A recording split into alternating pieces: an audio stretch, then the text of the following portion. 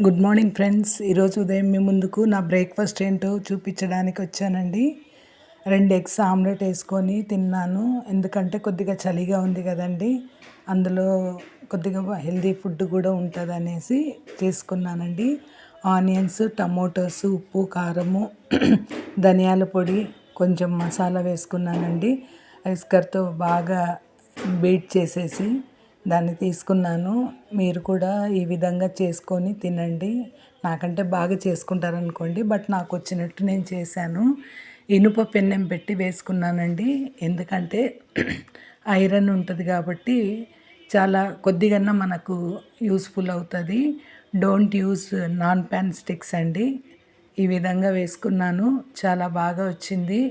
నేను బ్రేక్ఫాస్ట్ చేస్తున్నానండి. మీరు ఏం బ్రేక్ఫాస్ట్ చేశారో కామెంట్ రూపంలో తెలియచేయండి.